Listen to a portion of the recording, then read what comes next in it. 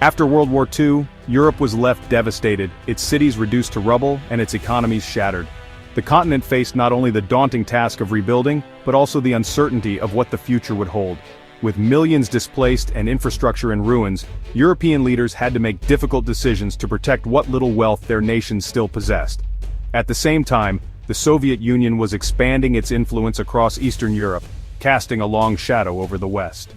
The threat of further conflict or even invasion felt very real to many European governments. In this climate of fear and instability, the United States emerged as both a protector and a beacon of stability.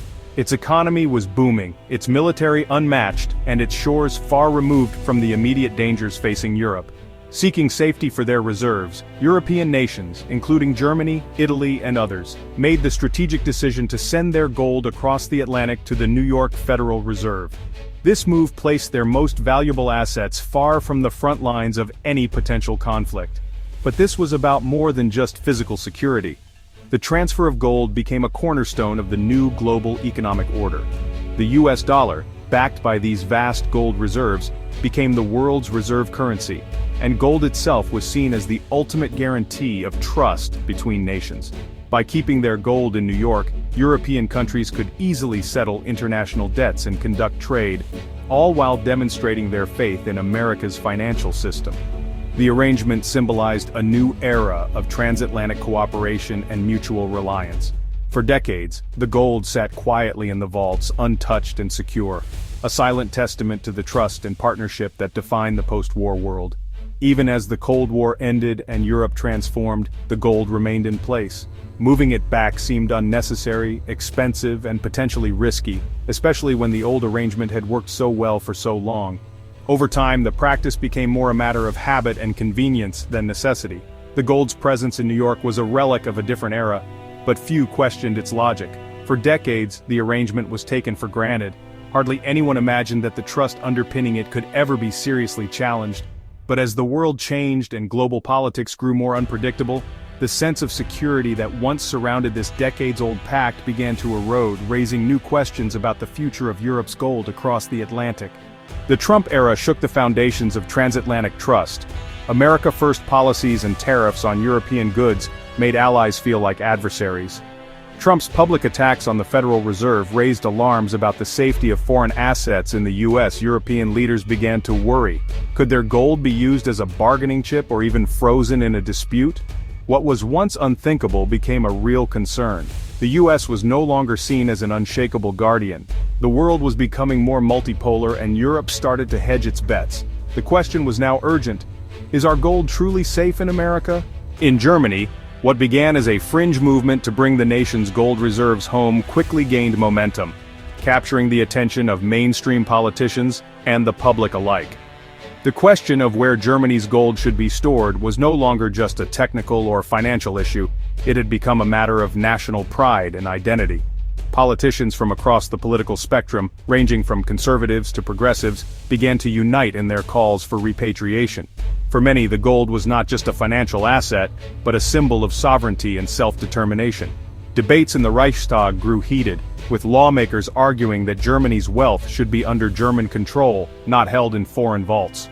The media played a crucial role in amplifying these concerns. Headlines questioned why so much of the nation's wealth remained in places like New York and London, sparking widespread public debate. Talk shows and editorials dissected the risks and benefits, while ordinary citizens began to wonder about the safety and symbolism of their country's gold. Meanwhile, in Italy, similar anxieties were surfacing. Italian leaders who had once spoken boldly about bringing gold reserves back to Rome now found themselves navigating a delicate balance, wary of provoking diplomatic tensions with the United States or other allies. The issue became a test of political courage and international strategy. Critics in both countries warned of the dangers of leaving such a vital national treasure abroad, especially in an era marked by unpredictable U.S. leadership and shifting global alliances. Financial analysts cautioned that external shocks or diplomatic rifts could put these reserves at risk. For some policymakers, the gold reserves became a powerful bargaining chip in ongoing trade negotiations and disputes, a tool to assert leverage on the world stage. For others, the gold was a potent symbol of national control and the right to determine one's own economic future, stirring deep emotions among citizens. Ultimately, The debate over gold reserves tapped into a broader wave of rising nationalism and a growing desire among both Germans and Italians to reclaim their economic destiny, fueling passionate discussions that would shape the future of both nations. Moving nearly 2,000 tons of gold is a logistical and diplomatic nightmare. Germany's previous repatriation of 674 tons took years and cost millions. A joint German-Italian operation would be even bigger, one of the largest wealth transfers in history. Military cargo planes, armed convoys, and tight secrecy would be essential. Every flight would send a powerful message. Trust in the US is fading. The US might see this as a hostile act, risking further tensions. Security would be paramount, with every bar tracked from vault to vault. The operation would require flawless execution and international coordination. Such a move would not be taken lightly. It would mark a turning point in global alliances. If $245 billion in gold left US vaults, the financial shock would be immediate. Liquidity would tighten, and interest rates could spike, raising costs for mortgages and car loans. Even a small rate hike could mean higher monthly payments for millions of Americans. The housing and auto markets could slow, threatening jobs and economic growth. The US government would face higher borrowing costs, worsening the deficit. Cities and states would pay more to fund infrastructure. Decisions made in Europe could ripple through Main Street America. The global financial system is more interconnected and fragile than ever. The push to repatriate gold is part of a global shift in financial strategy. In recent years, central banks around the world have been quietly but steadily moving their gold reserves back within their own borders. This move is not just about security, it's a signal of changing priorities and a growing desire for financial independence in an increasingly uncertain world. Central banks are diversifying reserves, and the dollar's dominance is no longer absolute. For decades, the US dollar has been the backbone of global finance, but now countries are seeking to reduce their exposure to potential geopolitical risks and currency fluctuations. Gold, with its timeless value, is becoming a preferred safe haven once again. More countries are storing gold at home, reducing reliance on the US and UK. This shift is especially pronounced in nations that have experienced financial sanctions or instability, prompting them to take greater control over their own assets. By 2025, the majority of central banks will hold gold domestically, a dramatic change.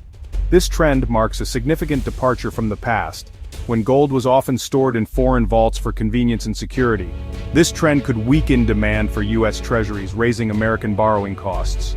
As central banks shift their reserves away from US assets, the ripple effects could be felt throughout the global financial system, potentially making it more expensive for the US government to finance its debt. As gold's share of reserves grows, the dollar's role in global finance may shrink. This could lead to a more multipolar world where no single currency dominates and gold once again acts as a universal standard of value. A feedback loop emerges: less demand for dollars, higher US deficits, and more gold buying.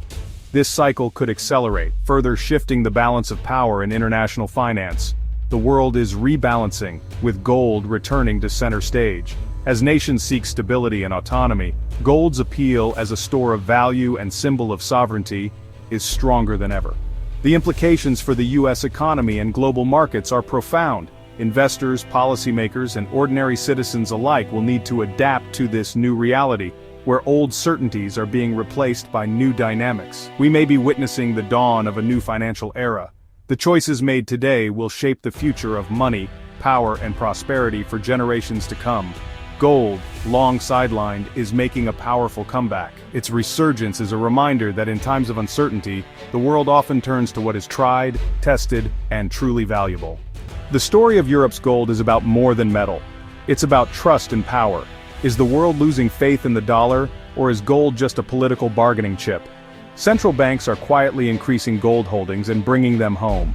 This shift could mean higher borrowing costs and a weaker dollar for everyone. The stability we've long relied on may be fading. The choices made in Berlin, Rome, and Washington will shape the future of money and power. As nations rethink where their gold belongs, the global financial order stands at a crossroads.